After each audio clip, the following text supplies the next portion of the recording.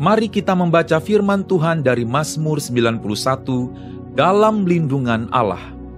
Orang yang duduk dalam lindungan yang maha tinggi dan bermalam dalam naungan yang maha kuasa akan berkata kepada Tuhan, tempat perlindunganku dan kubu pertahananku, Allahku yang kupercayai.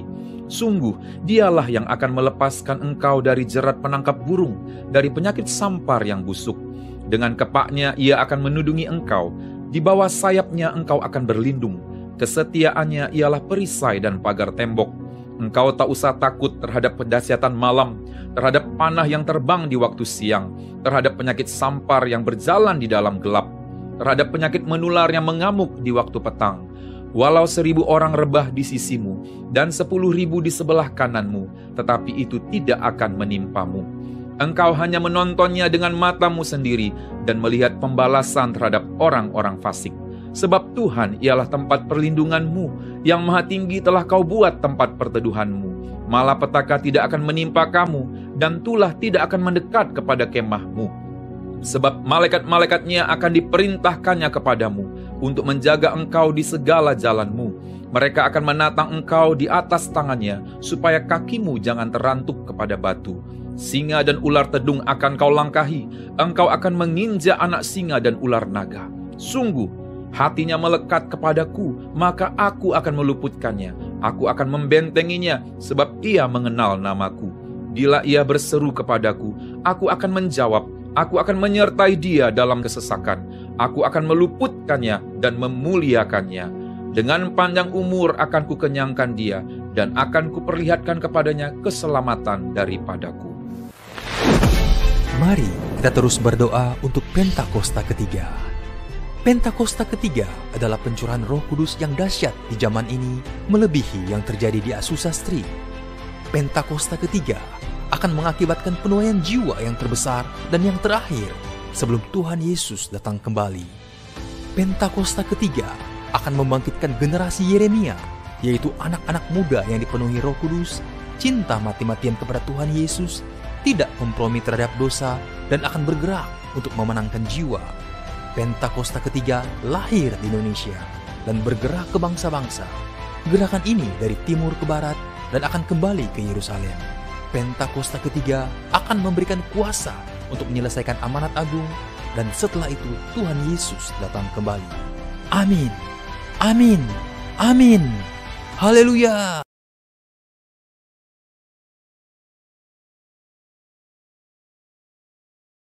Shalom saudara terkasih, saya percaya kita semua semangat menjalani tahun yang baru ini.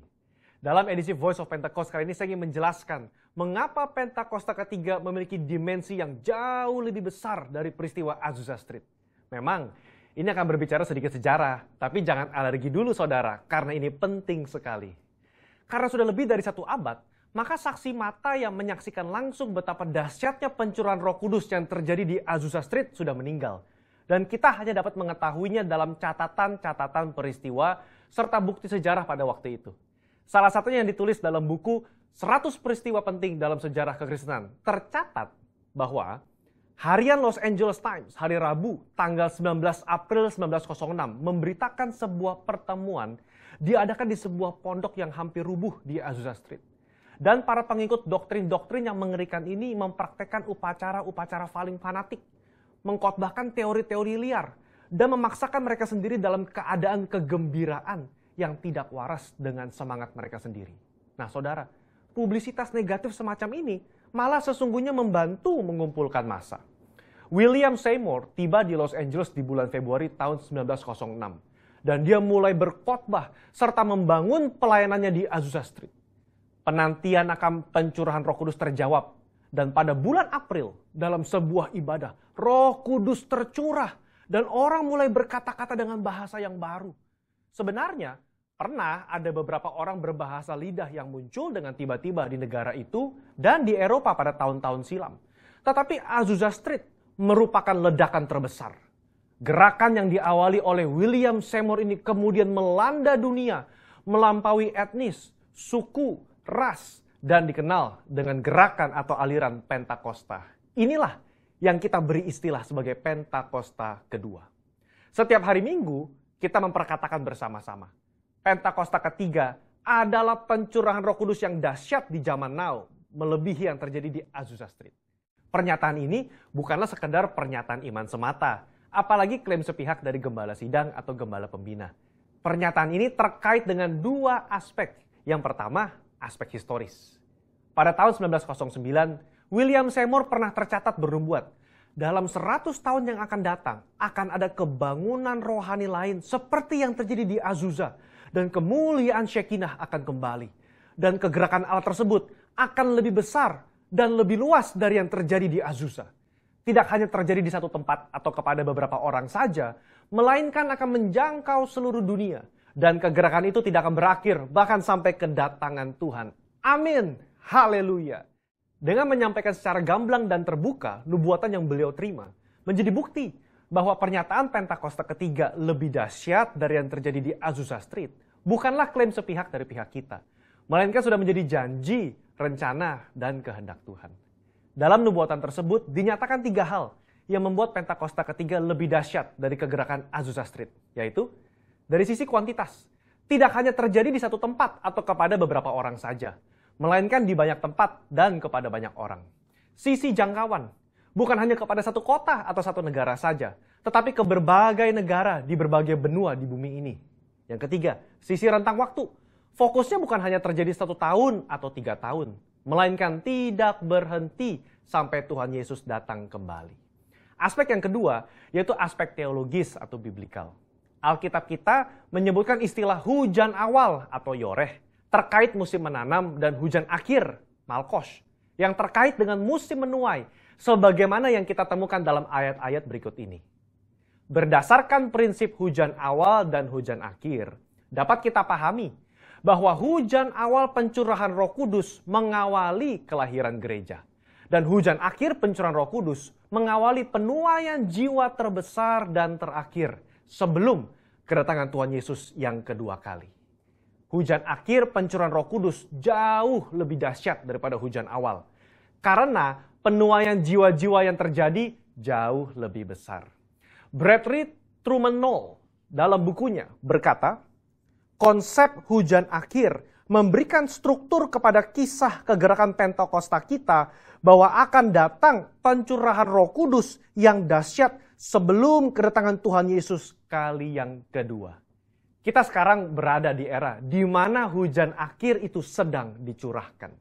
Tujuan dari hujan akhir ini memiliki 2 sisi, yakni pemberitaan Injil Kerajaan kepada seluruh dunia di mana kita menjadi saksi dan mempersiapkan berkas tuaian untuk siap dituai. Haleluya. Jika kita memperhatikan aspek historis dan aspek teologis di atas, kita memiliki dasar untuk mengatakan bahwa gerakan Pentakosta ketiga terjadi dalam dimensi yang jauh lebih besar dari Azusa Street. Ini merupakan sebuah hak istimewa bagi kita semua yang hidup di generasi ini. Jadi, jangan sampai ketinggalan. Jadilah utusan Pentakosta ketiga, the messenger of the third Pentecost, dimanapun saudara berada. Untuk penjelasan lebih lengkapnya dari tim teologi kami, jangan lupa buka link yang ada di atas atau scan QR Code yang tersedia. Tuhan Yesus memberkati.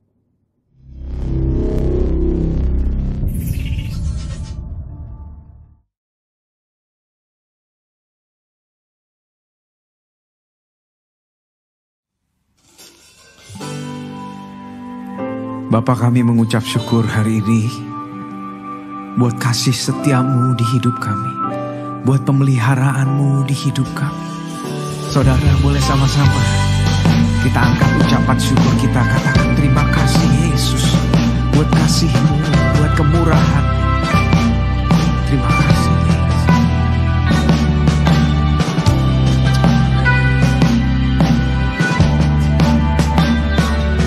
Terima kasih Tuhan untuk kasih setiamu yang ku alami dalam hidupku. Terima kasih Yesus untuk kebaikan-Mu sepanjang hidupku.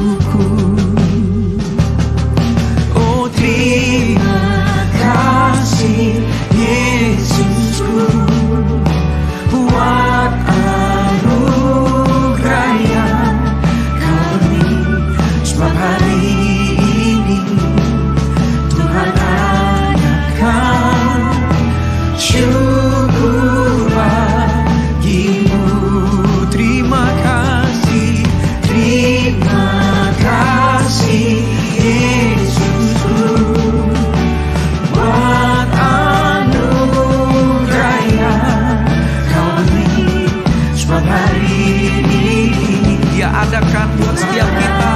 Angkat syukurmu, syukur bagimu.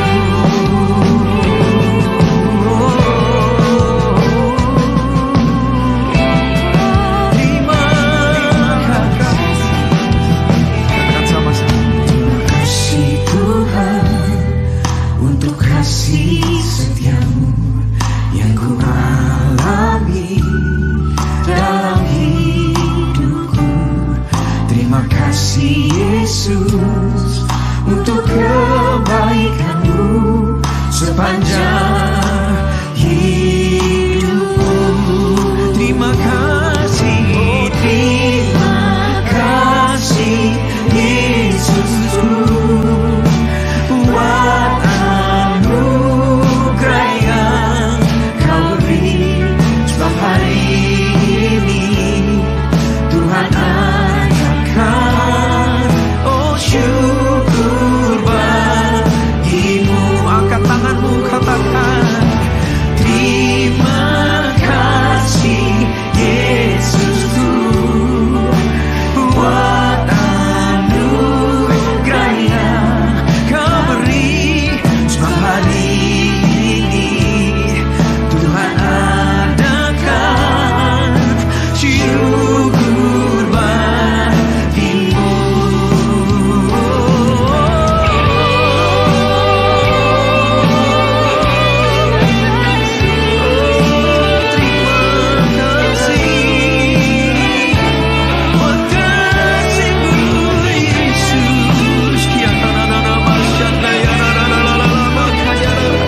Buat kemurahan-Mu, kesetiaan-Mu di hidup kami, Yesus, katakan, oh terima kasih Yesus buat anugerah yang kau beri.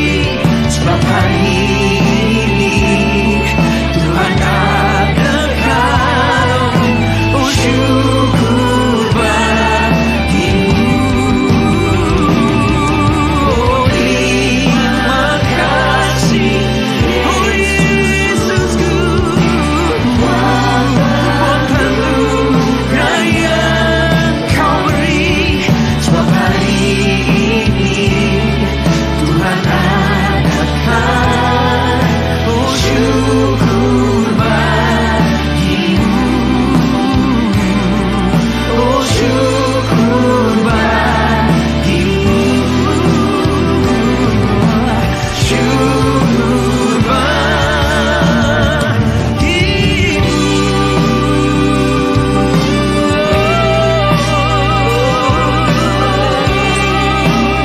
Thank you for your goodness in our life. Oh, we give you thanks,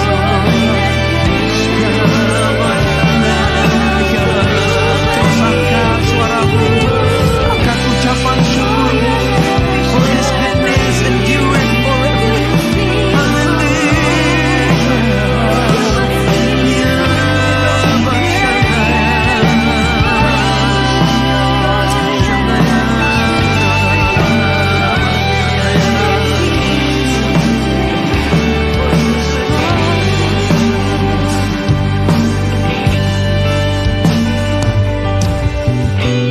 All my life you have been faithful.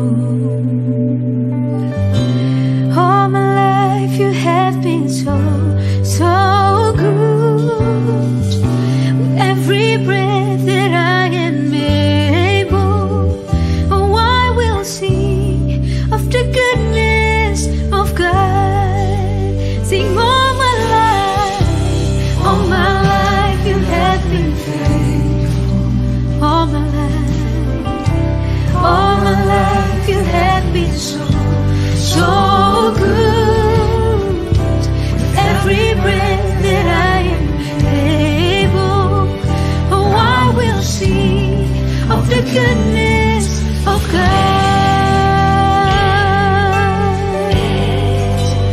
I will sing of your goodness, Lord. For you are faithful, Jesus.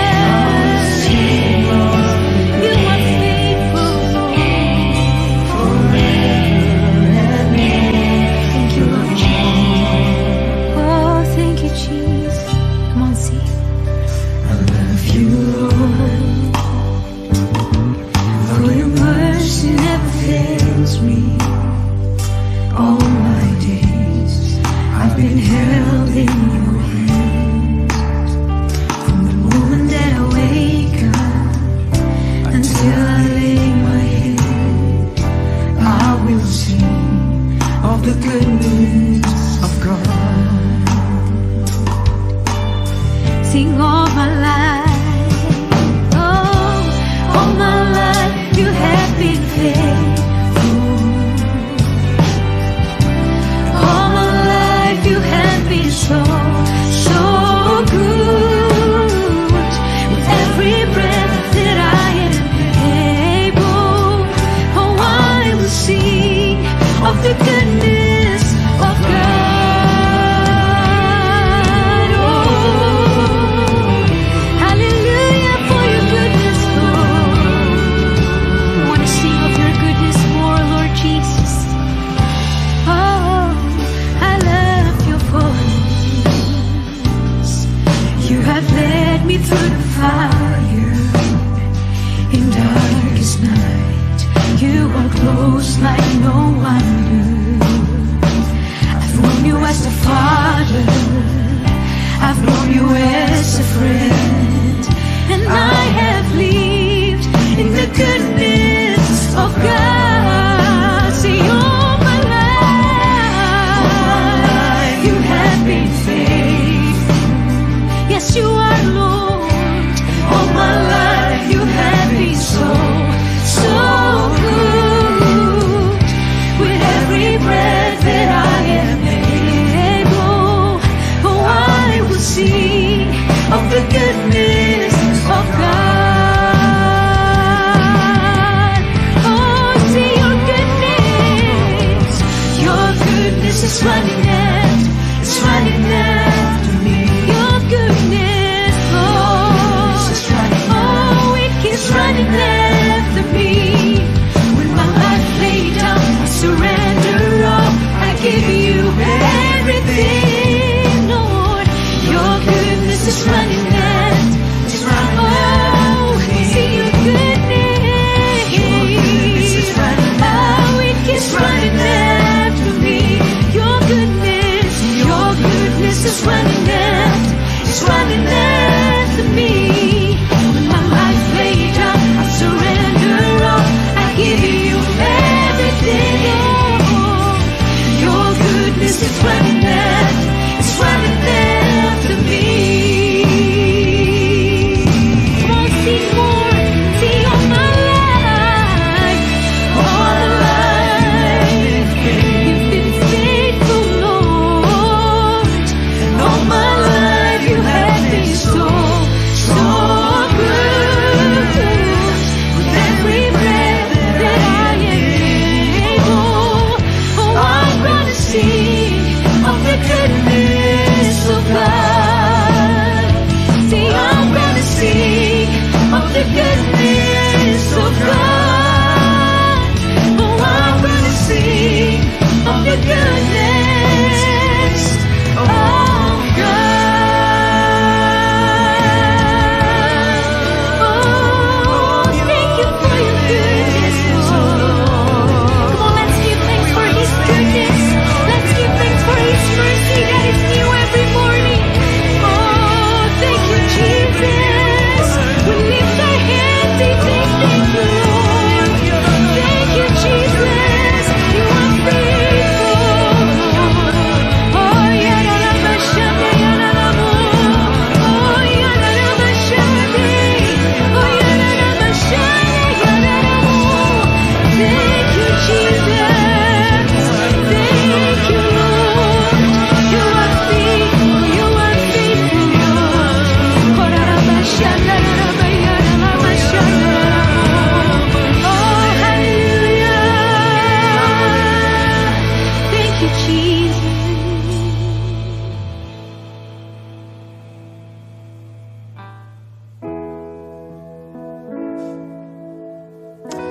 Saat kami menaikkan syukur kami Tuhan, menyembah-Mu, Engkau hadir di tengah kami Yesus. Haleluya. Tuhan hadir di bait kudusnya. Saat umat mencari wajahnya, berseru, berdoa, bersujud menyembah, dan menikmati kehadirannya. Tuhan mau dekat dengan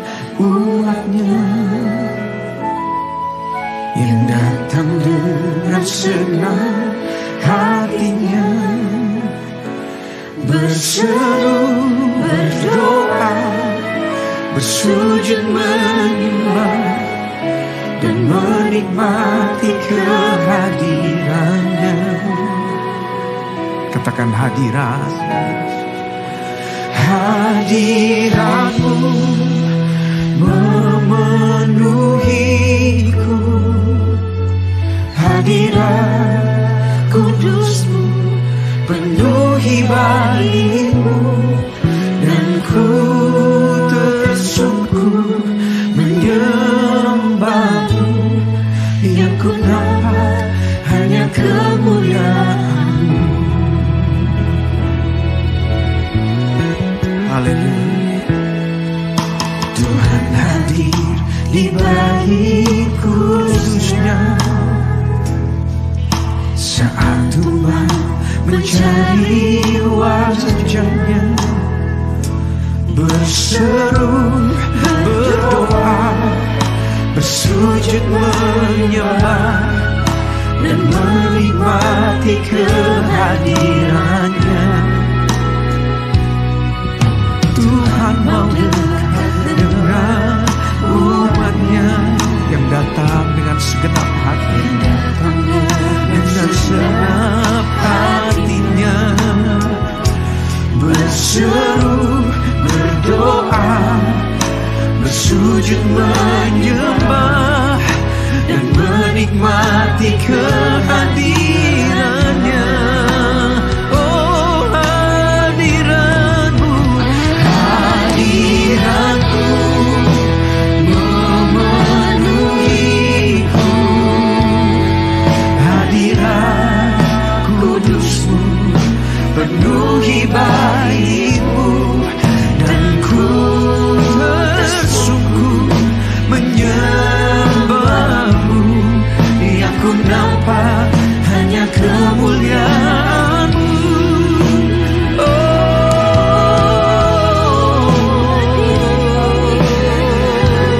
Hadirat-Mu Tuhan penuhi kami.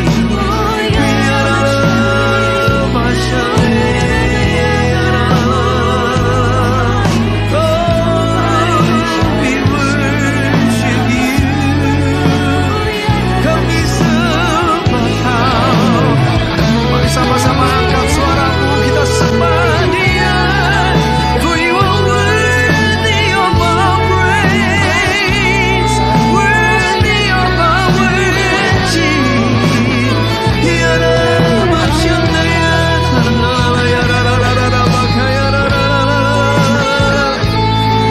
Yang ku dapat hanya kemuliaan-Mu.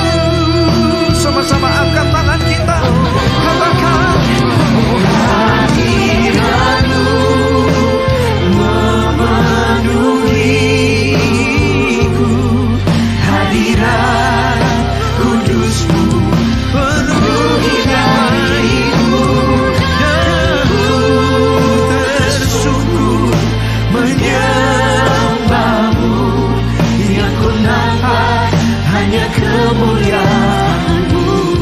Oh, hadirat-Mu dalam keadaan apapun, Yesus, kami akan terus menyembah-Mu Tuhan.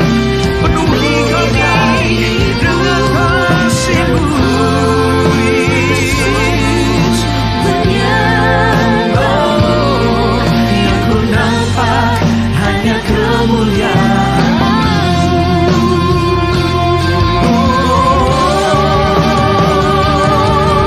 Oh, Yesus,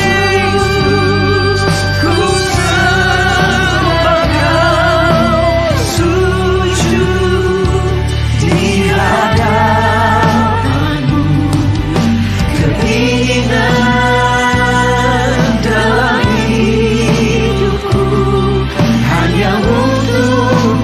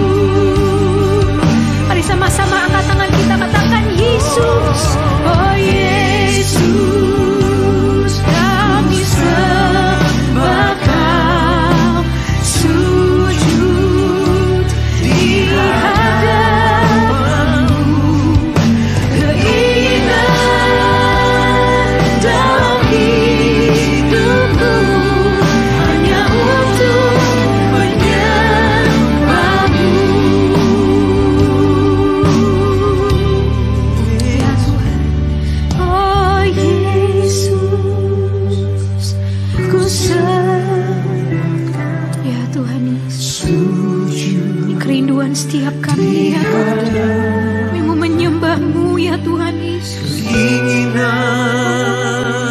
Dalam hidupku hanya untuk menyembah-Mu. Keinginan dalam hidupku hanya untuk menyembah-Mu. Katakan keinginan dalam hidupku hanya untuk menyembah-Mu.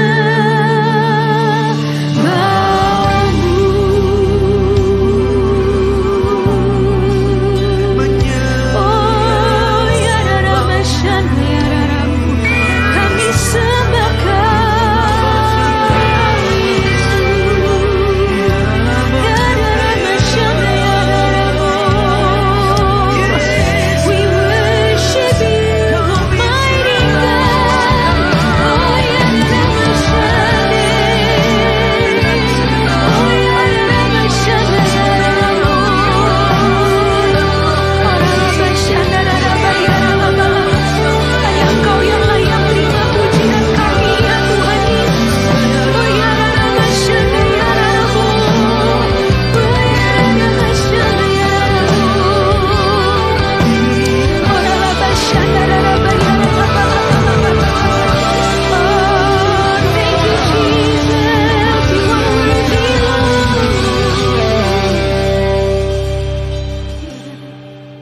Thank you Jesus.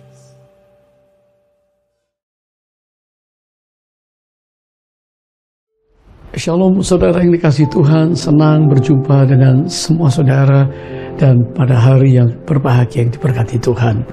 Baik, mari kita menyimak firman Tuhan dan kita berdoa.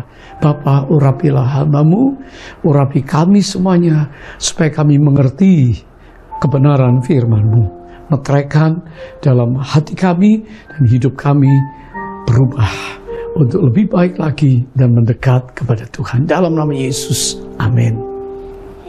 Terima selama bulan September ini kita dibawa untuk mengenal Tuhan dan berjaga-jaga di hari-hari yang jahat. Kenapa? Karena memang kita hidup di akhir zaman. Be watchful, berjaga-jaga. Saudara, tentu ini firman Tuhan berupa peringatan ya. Haleluya, Allah itu memang baik. Yesus mengasihi kita, anugerahnya limpah, nggak habis-habisnya, setiap hari rahmatnya baru. Tapi mari kita be watchful, melihat sekitar kita. Keadaan dunia yang tidak semakin baik, tidak lebih baik. Dunia sedang memasuki masa kegelapan. Tentunya Matius 24 berbicara tentang akhir zaman. Kalau kita mendengar deru perang, kabar perang, peperangan, ya, gempa bumi, gejolak alam dan disaster di mana-mana, dan orang saling membenci, aniaya, penderitaan, kelaparan. Tapi hari ini saya tidak ingin berbicara tentang hal itu. Justru saya ingin mengingatkan tentang moral kita. Ya, Wahyu pasal 22 ayat 11 itu berbicara jelas, yang jahat, yang cemar, yang benar, dan yang kudus ini berjalan sama-sama. Barang siapa yang berbuat jahat, biarlah ia terus berbuat jahat. Barang siapa yang cemar, biarlah ia terus cemar. Dan barang siapa yang benar, biarlah ia terus berbuat kebenaran. Barang siapa yang kudus, biarlah ia terus menguduskan dirinya. Mana yang kita pilih? Pasti hal yang kedua, yang benar dan yang kudus.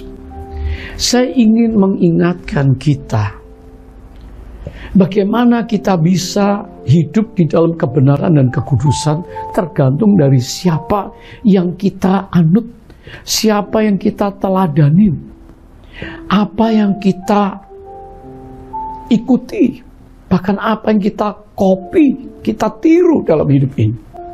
Saudara, kalau kita ingin berjalan di dalam anugerah kemurahan Tuhan, maka kita berjalan di dalam kemuliaan Tuhan. Tiap hari bergaul dengan Tuhan. tiap hari berbicara, tiap hari bersyukur, tiap hari mempraktikkan firman, maka saudara akan berjalan dari kemuliaan kepada kemuliaan, sampai nanti sang kemuliaan, Raja kemuliaan akan datang. Nah saudara, dan ini mempersiapkan kita kepada kehidupan kekekalan. Sementara ada orang lain, bahkan ada banyak orang Kristen yang lain, yang sedang mengalami kehancuran secara moral, yang berujung kepada nanti kematian kekal, penyesalan yang kekal. Rasul Paulus dengan jelas mengingatkan kepada kita di dalam Efesus pasal 5 ayat yang pertama. Follow God's example, therefore as dearly loved children. Sebab itu jadilah penurut-penurut Allah, suruh mengikuti Tuhan seperti anak-anak yang kekasih.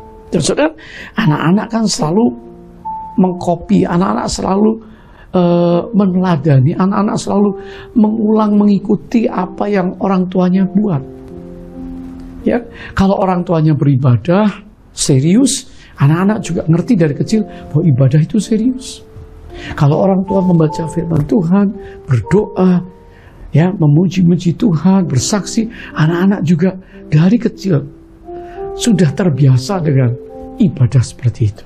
Dan kita bisa lihat bagaimana Abraham dalam ibadahnya, dan Ishak mencontoh. Sehingga pada waktu mereka, Ishak dibawa untuk dipersembahkan, Ishak nggak berontak, karena sudah biasa melihat ayahnya beribadah.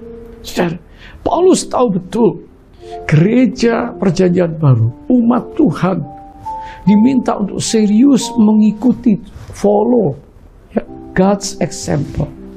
Contoh Kristus diikuti. Apakah mudah untuk kita menjadi seperti Yesus? Tidak mudah. Karena realitanya banyak godaan. Realitanya banyak.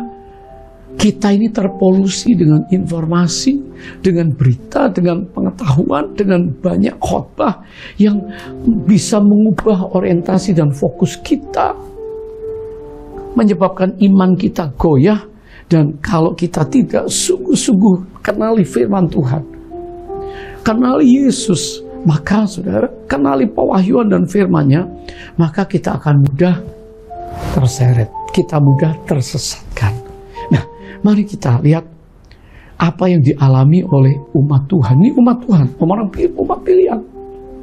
Melihat mujizat demi mujizat, tulah demi tulah yang sudah Tuhan kerjakan, sehingga membuat mereka percaya kepada Allah melalui tuntunan Musa.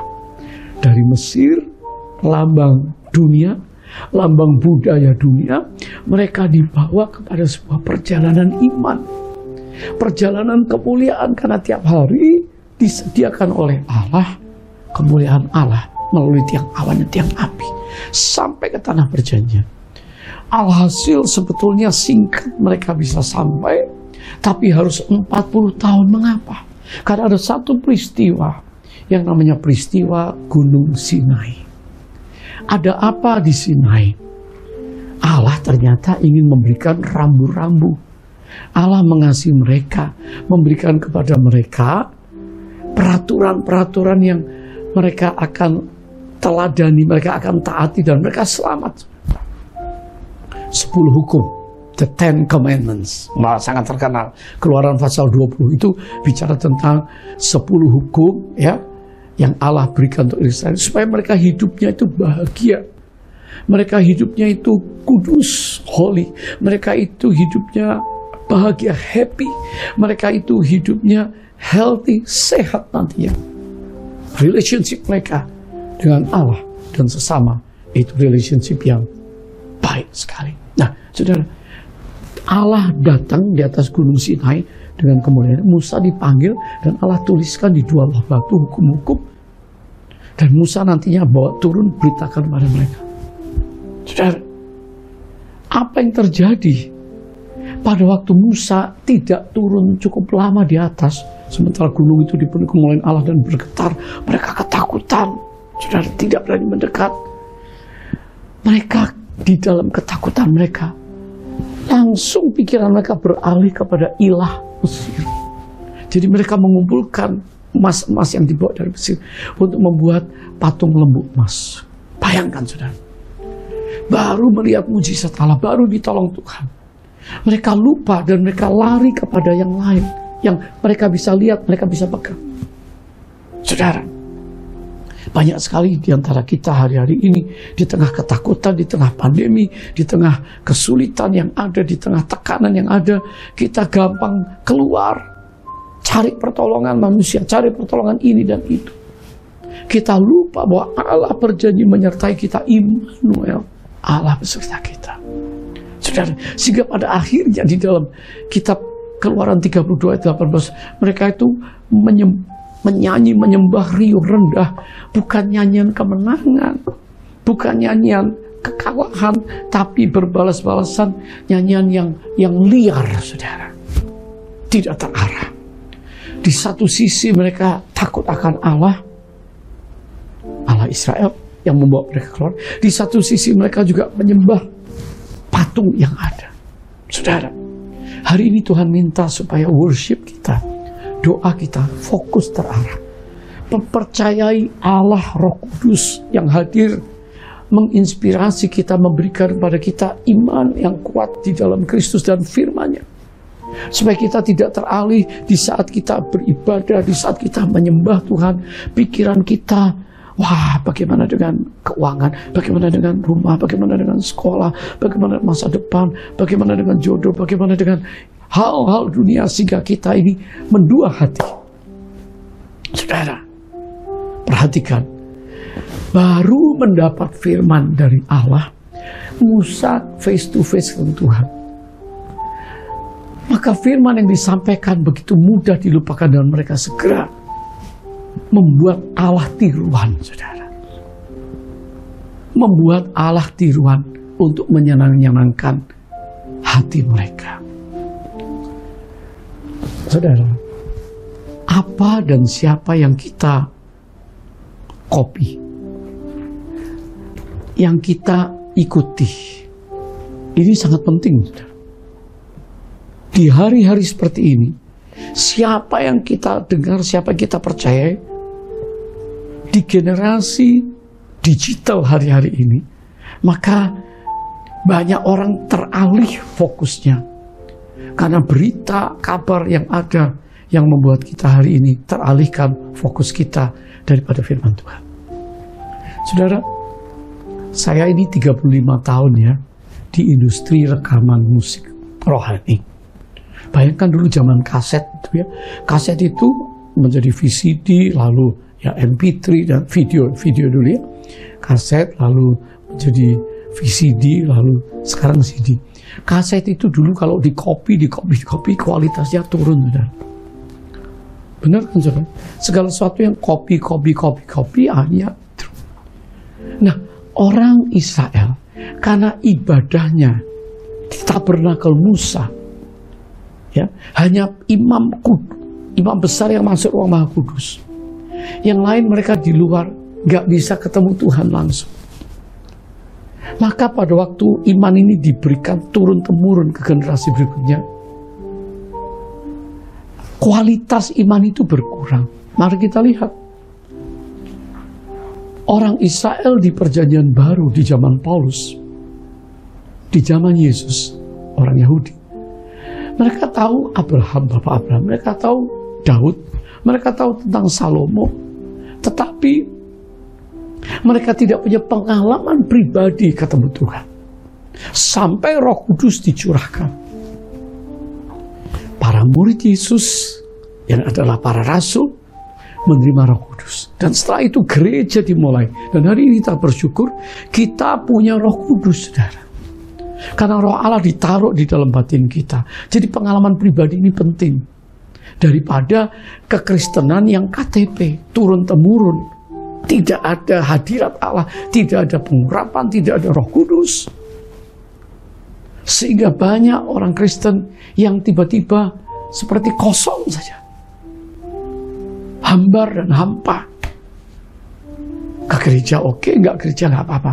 Berbeda dengan orang-orang yang mengalami kehadiran Allah Roh Kudus, mereka selalu punya api. Dan api itu kalau dinyalakan berkobar, maka api itu menjadi satu kekuatan yang menyemangati.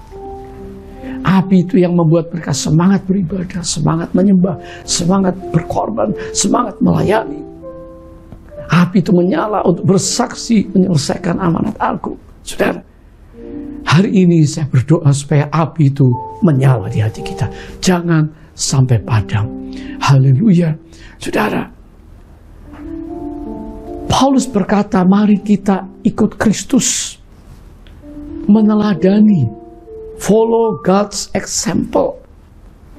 Sehingga kita tidak gampang untuk diombang-ambingkan. Kalau Musa sakit hati, jengkel kepada orang Israel yang bebal, maka 40 tahun beridar-idar dan mereka nggak masuk tanah perjanjian.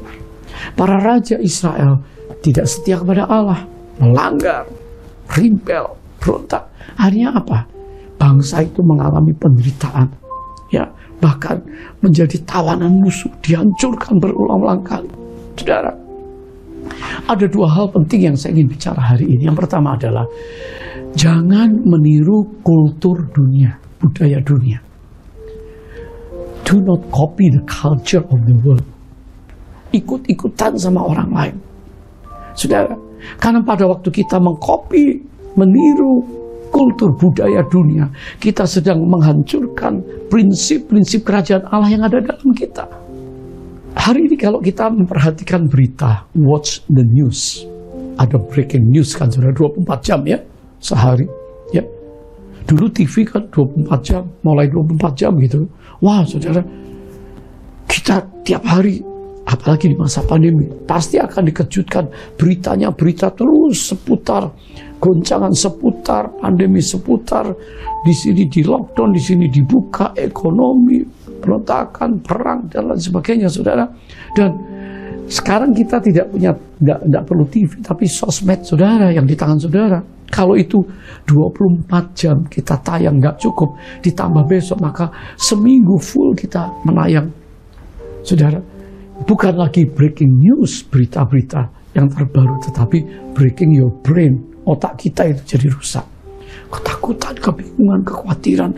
Kita sedang nggak kemana-mana, tapi kita nggak sadar ini sebetulnya bisnis para mereka membuat berita.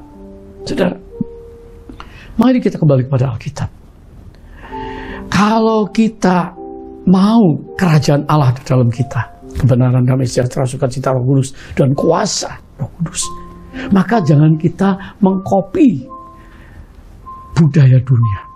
Ya, sepertinya hari ini budaya dunia begitu hebat, kita diminta untuk mengikuti tren kemajuan dunia. Oke, kalau tidak akan tertinggal. Kenapa? Karena budaya dunia itu hari-hari ini sungguh-sungguh membuat kita menjadi lebih mahir. Tetapi jangan lupa ada budaya dunia yang dikontrol oleh the Prince of Darkness, penguasa kerajaan kegelapan. Contohnya gerakan sexual revolution atau sexual liberation yang berujung kepada free sex. Tahun 1960 dimulai sampai 1980 dan terus sampai sekarang agenda si jahat ya tentang gerakan seksual, di mana sebetulnya dari akhir tahun 48 jurnal publication tentang kebebasan ini sudah ada dan dimulai, lalu di dalamnya terjadi peningkatan penerimaan ya tentang seks di luar tradisi heteroseksual, primarily marriage versus free love dan seterusnya sampai LGBT yang sekarang. Saudara, begitu tahun 60 dimulai revolusi ya seks bebas, maka saudara public nudity, orang nggak malu untuk telanjang. Monogamous relationship, saudara, muncul di mana-mana. Pornografi, premarital sex, homosexuality, legalisasi daripada aborsi dan sebagainya. Nah, saudara, budaya baru ini langsung diekspor melalui media baca, novel, Playboy pada waktu itu, lalu ke film, industri pornografi, lalu ke musik yang sensual. Dan di akhir zaman ini, the Prince of Darkness, penguasa kerajaan kegelapan, sedang menipu dan menyerbu lebih hebat melalui sosial media dengan film-film satanik, film-film horor, musik keras dan satanik, dan bahkan ke dunia kekerasan anak-anak, ya, anak-anak dibawa untuk melawan Tuhan, dan muncullah ateisme.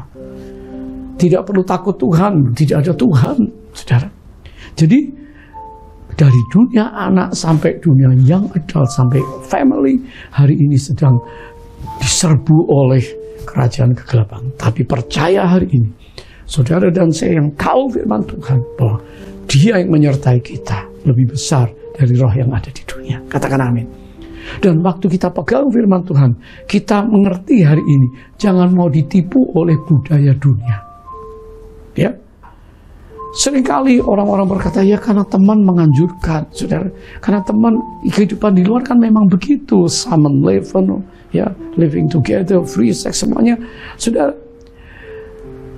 sepertinya apa yang ada di kultur budaya dunia saat ini normal. Padahal itu tidak normal. Apakah kita masih mau mengkopi budaya dunia yang akhirnya dipersiapkan untuk nanti antikris dan nabi palsu? Oh, ini zaman anugerah Pak Johan. Oh yes. Tapi juga zaman penampian. Jadi kita jangan sembarang mengcopy lifestyle daripada orang lain, terutama yang dari sosmed, para YouTuber yang di IG, TikTok, wah, dan lain-lain aplikasi. Saudara dengar istilah baru yang namanya toxic. Toxic, sosmed toxic, gitu ya. Toxic itu poison, beracun, kata toxic. Mestinya kimia, biological, physical, behavioral, dan toxicity, gitu ya. Bahaya yang meresap dalam pikiran dan menjadi tidak sehat. Ya, saudara, sosial media toxic, racun sosial media, di mana orang-orang di berbagai aplikasi itu hanya mempertontonkan yang terbaik dari mereka, the best of them, dipoles sana sini. Dan kita mulai membandingkan yang terbaik dari mereka dengan the worst atau kelemahan kita. Ya, kelemahan-kelemahan mereka tidak dipublish karena dipoles demikian rupa. Akibatnya apa, saudara? Seseorang akan merasa tidak cukup, tidak pede, ingin meniru mereka, saudara. Nah, selebgram, ya, musician, artis film, bahkan para influencer yang famous, yang followers yang banyak, sudah, ya, apakah semuanya normal? Belum tentu. Saya mengikuti perkembangan dunia media di Indonesia, sosial media, program-program, banyak sekali hal-hal yang tidak normal diangkat sepertinya normal, dan itu akan merusak pola pikir, seolah-olah yang ini pun oke, ini pun baik. Saudara, kalau saudara hari ini mengikuti artis-artis yang hebat, saudara nggak tahu bagaimana di belakang itu kebobrokan, penyesalan, perjuangan, air mata mereka. Kalau saudara mengikuti hari-hari ini orang-orang yang mungkin terkenal, tapi bagaimana kehidupan mereka pada waktu mereka sendiri, bagaimana mereka sampai ke level itu. Mungkin keluarganya hancur, hubungan-hubungannya rusak, mungkin dulu nggak karu-karuan, saudara. Tapi mereka tampil begitu vulgar sehingga diikuti banyak orang. Lihat aja hari ini, contoh-contoh yang ada di TikTok. TikTok itu baik, tapi banyak yang hari ini yang vulgar muncul di situ. Twitter asalnya itu apa? Dan jangan lupa, saudara, Instagram itu pada awalnya adalah platform sosial media untuk fotografer memamerkan karya-karya jepretan yang bagus. Tapi sekarang apa? Di IG. Saudara, bagaimana anak-anak remaja hari ini yang diiming-iming kehidupan yang dipoles kepalsuan, dan mereka ingin mengcopy bintang film, penyanyi-penyanyi, orang-orang yang menjadi panutan mereka di dunia remaja, yang gaya hidupnya sudah nggak karu-karuan. Maka banyak remaja yang frustrasi, depresi, bahkan banyak yang mau bunuh diri. Ibu-ibu pun banyak yang hari ini pengen jadi star, pengen jadi bintang. Ya, gara-gara sosmed ini. Saudara, gara-gara pengen mengcopy mereka. Nah, puji Tuhan. Mari, hari ini kita sadar. Jangan mengcopy budaya dunia. Jangan mengcopy orang-orang yang tidak pantas dikopi. Bisakah kita hari ini dan anak-anak kita, keluarga kita, ngerti betul siapakah pahlawan-pahlawan iman di dalam Ibrani 11? Siapakah orang-orang yang mendapat perkenanan Allah di dalam hidupnya? Bagaimana anak-anak Samuel dipakai oleh Tuhan, dipanggil oleh Tuhan di usia muda? Bagaimana remaja Daud dipilih oleh Tuhan? Bagaimana pemuda Yeremia bisa menyuarakan kebenaran? Bagaimana Maria hidup dalam kekudusan sampai dipercaya untuk dipinjam perutnya karena dia belum kenal laki-laki, walaupun baru bertunangan sama Yesus. Tidak ada free sex. Bagaimana Tuhan bisa memakai orang-orang seperti Daniel? Kalau Daniel mengkopi dunia, ikut dengan gaya hidup Babel, maka Tuhan tidak akan mewahyukan tentang akhir zaman. Tuhan tidak akan membuatkan revelasi pewahyuan-pewahyuan kepada Daniel, menjabarkan mimpi raja-raja. Saudara, mari kita kembali kepada Alkitab. Siapa yang harus kita tiru hari ini? Perkara yang kedua, mari let's copy Christ. Mari kita teladani Kristus. Rasul Paulus berkata dalam 1 Korintus 11 ayat pertama, jadilah pengikutku sama seperti aku juga menjadi pengikut Kristus. Follow my example as I follow the example of Christ. Jadi kembali siapapun kita hari ini, jangan merasa diri paling hebat, paling benar, paling bisa. Arahkan setiap orang kepada Kristus. Di kul-kul yang ada, di jemaat yang ada. Saudara, Paulus itu all out layani Tuhan. Paulus itu hidupnya memberi dirinya berani mati untuk Tuhan. Karena dia sudah mengalami yang namanya jamahan Tuhan. Dia sudah mengalami hidup yang ditransformasi. Sehingga Paulus berani berkata hari ini, dia adalah seorang pengikut Kristus yang setia. Jadilah pengikutku, sama seperti aku juga menjadi pengikut Kristus. Satu kali Napoleon Bonaparte bersaksi dan menyatakan, Alexander the Great, Alexander Agung, Alexander III, ya, Raja Makedonia, Yunani yang meruntuhkan Empire Persia dan bahkan sampai ke India, kurang lebih 300 tahun sebelum Masehi. Kebesarannya, kekuatannya ada pada senjata yang hebat. Dia disebut sebagai God, huruf kecil, Allah kecil. Begitu hebat. Tapi akhirnya apa? Pudar. Sejarah hanya level sejarah sebentar. Itu Alexander Agung. Napoleon berkata, tapi beda dengan Kristus yang telah menggerakkan jutaan orang tanpa pedang, tanpa kekerasan. Dia melatih para muridnya 3,5 tahun. Tidak ada uang cukup untuk penginjilan diutus ke seluruh dunia. Tapi dia berkata, pergi seluruh dunia. Tidak ada organisasi yang dibuat. Belum ada sesuatu yang jadi modal untuk mereka melakukan. Tapi lihat hasilnya.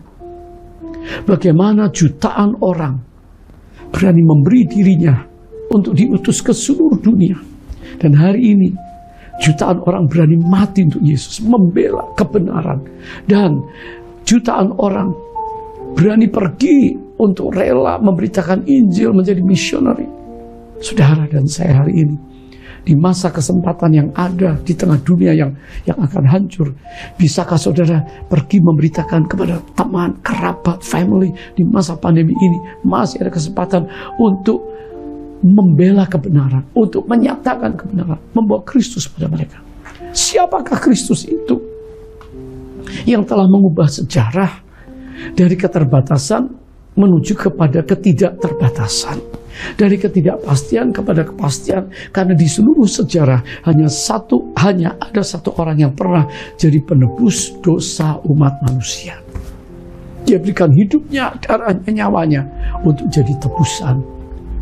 He is the Savior of my soul. Dia adalah juru selamat, penebus. Dan dia adalah sang Mesias yang dinantikan oleh semua kepercayaan, semua agama. Tentunya Mesias yang dinantikan. Dunia ini kotor, dunia ini akan hancur, dunia ini tidak adil, dunia ini rusak, dunia moral manusia akan bobrok. Ya saudara, tapi dibutuhkan seorang Mesaya. Di perjanjian lama para nabi sudah bernubuat tentang Kristus Christ, Mesias. Nanti lahir dari keluarga Yahudi namanya Yesus, Juru Selamat, Yosua. Tapi saudara, nubuat tentang Kristus, the suffering Christ, ini yang ditolak oleh orang Yahudi. Sehingga dalam buku Christ and the Culture yang ditulis oleh Richard Niebuhr mengatakan, kenapa orang Yahudi membunuh Yesus melalui tangan orang-orang Romawi yang kejam dan keji? Maka jawabannya adalah karena Kristus merupakan ancaman bagi kebudayaan orang Yahudi. Jika Kristus hidup, maka budaya agamawi orang Yahudi akan ditinggalkan banyak orang. Artinya budaya Yahudi mati. Sebaliknya kalau Kristus harus mati supaya agamawi kebudayaan Yahudi itu hidup berkelangsungan. Sampai hari ini orang Yahudi menolak Kristus secara makro. Akhirnya saudara, orang-orang Yahudi di zaman Yesus memilih Yesus yang harus mati, Yesus yang harus dibunuh supaya culture mereka hidup. Yesus, dia mengenapi Taurat, tapi orang-orang Yahudi nggak ngerti. Yesus sembuhkan orang pada hari Sabat, mereka menentang Yesus. Hari Sabat orang sakit, biarkan sakit, jangan ditolong. Sudah, Yesus dengan kasih, mereka dengan aturan, dengan hukum. Pada titik menit-menit hari ini di mana kita punya konflik dengan Kristus. Saudara, mungkin bertanya, kok aneh Pak Johan ngomong konflik? Oh iya, mungkin ada di antara kita yang konflik dengan kehadiran Kristus. Kristus yang kita sembah, praise and worship, kita puji, kita cintai, kita rindukan, kita nantikan. Tiba-tiba mungkin menjadi ancaman untuk saudara. Kristus hidup, aku dagingku yang mati. Atau aku yang hidup, Kristusnya yang mati. Nah, saudara, kalau Kristus hidup, perangi sifat lama dagingku kan harus mati. Wah, berat ini. Sedangkan saya ini masih hidup, mau berlasat, mau hidup menyenangkan, entertain daging. Tapi kalau Kristus mati, tidak bergerak dalam hidupku, dagingku yang hidup. Namaku Kristen, tapi Kristus tidak ada. Kuasa kasih tidak ada. Firman tidak kuhidupi. Roh Kudus aku diamkan. Saudara, hari ini keberadaan Kristus apakah mengancam masa depan bisnis saudara? Saudara pengennya kompromi, saudara pengennya melanggar. Apakah keberadaan Kristus mengancam kegiatan-kegiatan saudara di dark area, gray area, dalam hidup kegelapan? Apakah keberadaan kehadiran Kristus mengancam addiction kita? Kita ini sedang terikat oleh dosa, sesuatu yang sukar lepas. Kesenangan dunia. Anda yang menyesal jadi orang Kristen, saudara? Sehingga tiba-tiba mereka meninggalkan iman demi uang. Jadi jangan kaget kalau ada orang yang tinggalkan kekristenan, baik hamba Tuhan maupun orang terkenal maupun tokoh atau siapapun, menyangkali dia, menjual dia seperti Yudas. Jangan lupa, Kristus memang mati, tapi dia bangkit pada hari ketiga. Dan dia curahkan Roh Kudusnya. Sudahkah hari ini kita mengikut dia dengan segenap hati? Yohanes 14 ayat yang ke-6 berkata, Yesus berkata, akulah jalan dan kebenaran dan hidup. Tidak ada seorang pun yang datang kepada Bapa kecuali melalui aku. Ya, akulah satu-satunya jalan. Karena manusia sejak lahir sampai mati hidupnya di perjalanan kehidupannya sukar. Mereka berusaha menembus, cari jalan melalui kepercayaan, melalui agama. Tapi saudara, dari dunia fana kepada yang kekal, mereka cuma berkata, semoga amal ibadah diterima. Semoga arwah kalau mati diterima di sisinya. Moga engkau mencapai kesempurnaan nirwana. Itu one way traffic. Manusia kepercayaan cari jalan menuju. Tapi kekristenan bicara tentang Allah buka jalan. Dia datang, dia bikin jalan. Lalu kita bisa berjalan di jalan Allah melalui Kristus. Akulah jalan, akulah kebenaran. Semua sudah berbuat dosa dan hilang kemuliaan Allah. Dan saudara, hanya Kristus sang kebenaran. Ya, Kristus sang kebenaran. Sebab itu Flavius Josephus pernah bingung, heran.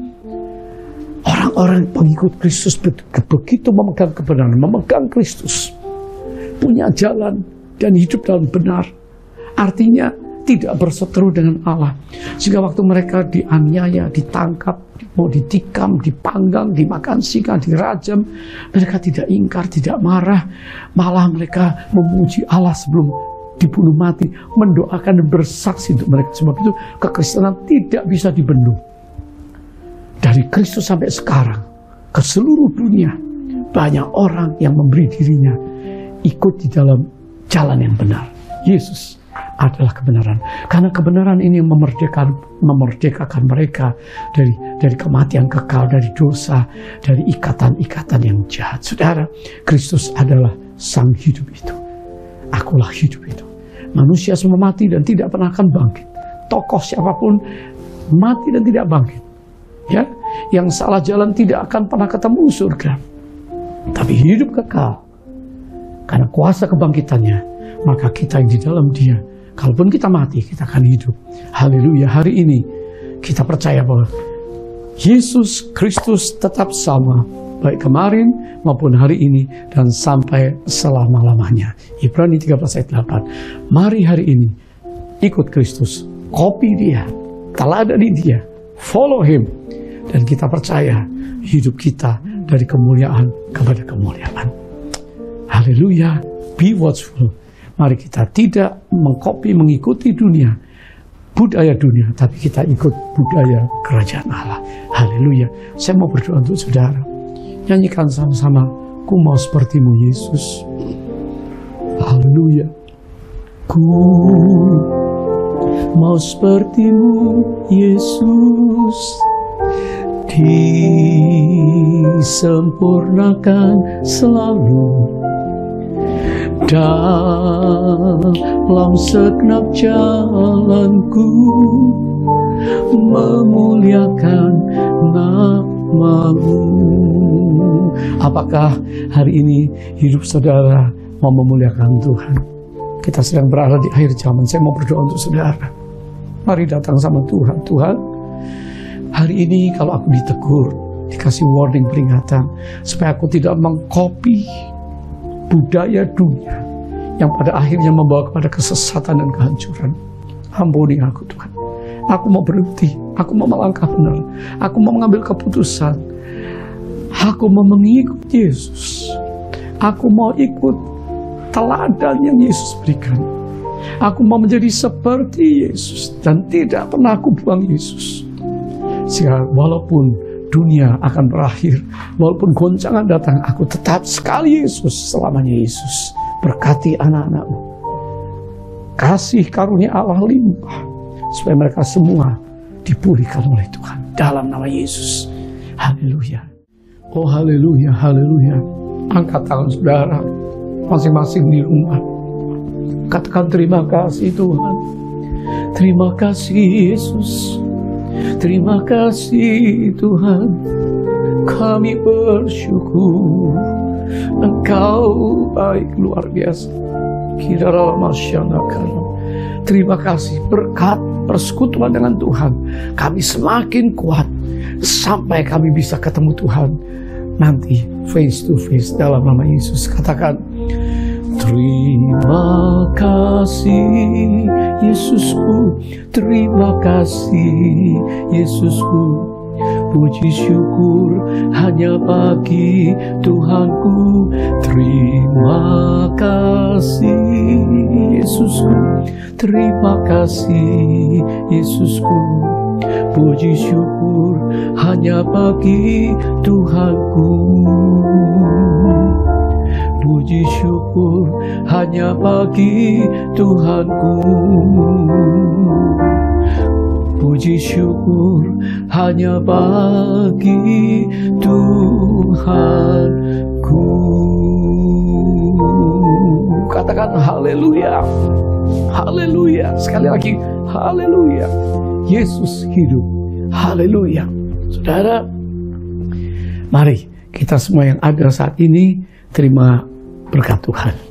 Dan sebelum kita menerima berkat Tuhan, jangan lupa kita bisa memberikan persembahan syukur kepada Tuhan. Persepuluhan yang saudara bawa dikuduskan. Persembahan ucapan syukur kita hari ini semuanya untuk melebarkan kerajaan Allah, memuliakan Tuhan. Ada account yang tertera dan silakan menabur. Tuhan memberkati. Saya berdoa kiranya semua yang dibawa oleh anak-anakmu ke rumah Tuhan dilipat gandakan, dijadikan saluran berkat. Dan kami percaya tidak ada yang kekurangan. Semua anak-anak menerima terobosan dari Tuhan. Dan apa yang kami persembahkan sebagai bagian ibadah kami adalah sebagian dari apa yang Tuhan percayakan dalam tangan hidup kami. Berkati anak-anakmu semuanya dalam nama Yesus. Mari kita angkat tangan kita sama-sama untuk terima berkat Tuhan. Kekasih Tuhan, sekarang biarlah berkat yang sempurna datang dari Allah Bapa di surga yang mengasihi kita di dalam Yesus Kristus Tuhan, Juru Selamat, persekutuan dengan Roh Kudus yang menyertai saudara sekarang bahkan sampai selama-lamanya. Katakan Maranatha, datanglah ya Tuhan Yesus, kami merindukanmu. Semua kita katakan amin, amin. Tuhan memberkati saudara. Haleluya, shalom.